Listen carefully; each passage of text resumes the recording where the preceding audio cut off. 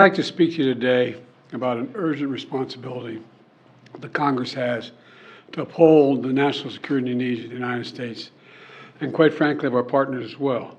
This cannot wait. Congress needs to pass supplemental funding for Ukraine before they break for the holiday resources. As simple as that. Frankly, I think it's stunning that we've gotten to this point in the first place. While Republicans in Congress are willing to give Putin the greatest gift he could hope for and abandon our global leadership, not just in Ukraine, but beyond that. We've all seen the brutality that Putin has inflicted on Ukraine, invading another country, trying to subjugate his neighbors to his iron rule, committing atrocities against Ukrainian civilians, trying to plunge them into the cold and darkness of winter by bombing their electrical grid so they don't have any heat during the winter, or electricity for that matter, kidnapping thousands of Ukrainian children from their parents and families and keeping them in Russia. Russian forces are committing war crimes. It's as simple as that.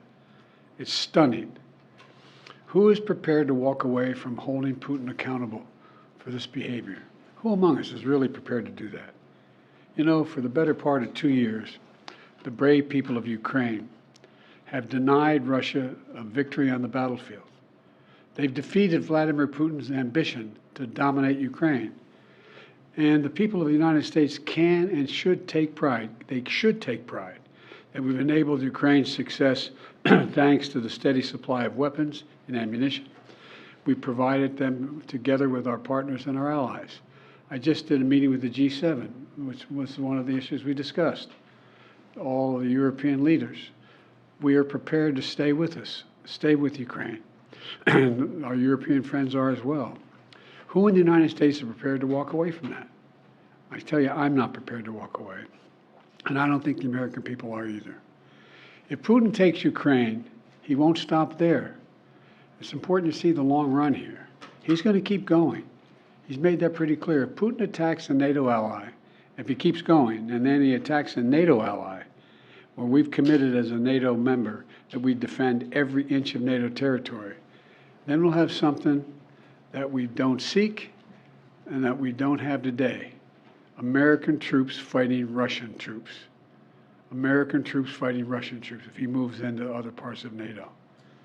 Make no mistake, today's vote's going to be long remembered, and history's going to judge harshly those who turn their back on freedom's cause.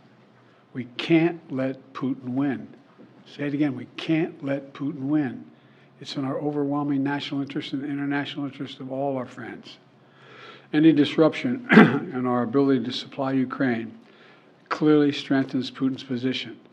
We've run out of money to be able to do that in terms of authorization. Extreme Republicans are playing chicken with our national security, holding Ukraine's funding hostage to their extreme partisan border policies. Let me be clear. We need real solutions. I support real solutions at the border. I put forward a comprehensive plan the first day I came into office.